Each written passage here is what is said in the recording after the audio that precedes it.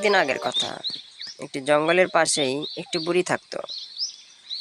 তার একটি বন্ধু ছিল, সে টুনি পাখি।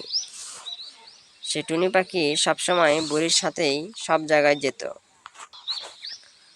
টুনি পাখিকে সাথে নিয়ে সে নদীর ঘাটে যাচ্ছে পানি আনতে। এই টুনি পাখি না থাকলে যে আমার কেমন করে দিন কাটতো কে জানে। এরপর বুড়িমা নদীর ঘাটে গেল পানি আনতে। সে নদীতে নামলো এবং যেই নিচে নদীতে নামলো ঠিক তখনই একটি কুমির সেখানে গর্জে উঠল। এই বড়ে, তুই আমার নদীতে এসেছিস কেন? এই নদী আমার, এখান থেকে কোনো পানি নিতে পারবি না। যেহেতু তুই আমার নদীতে পানি নিতে এসেছিস, এখন তোকে আমি খাবো। হরে বাবা রে, আচ্ছা ঠিক আছে, খাস নে, তবে একটা খেলা খেলবি।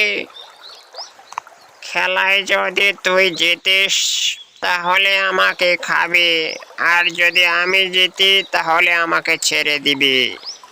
বল, খেলবি? হ্যাঁ বল, কি খেলা? এদিকে টুনি পাখি গাছে বসে সবকিছু শুনছিল। এবার বুড়িমা বলল, বল দেখি কুমির, কোন জিনিস উঠতে পারে, সাঁতার কাটতে পারে, আর কথাও বলতে পারে? বল দেখি এটা কি? কুমির এবার চিন্তায় পড়ে গেল। উঠতে পারে, সাঁতার কাটতে পারে, আবার কথাও বলতে পারে, কি হতে পারে? সে চিন্তা করতে থাকলো কিন্তু পারল না।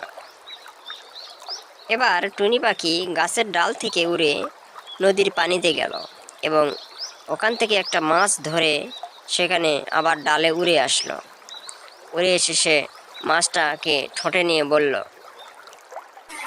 এই তো আমি টুনি পাখি, উড়তে পারি, সাঁতার কাটতে পারি, আবার কথাও বলতে পারি।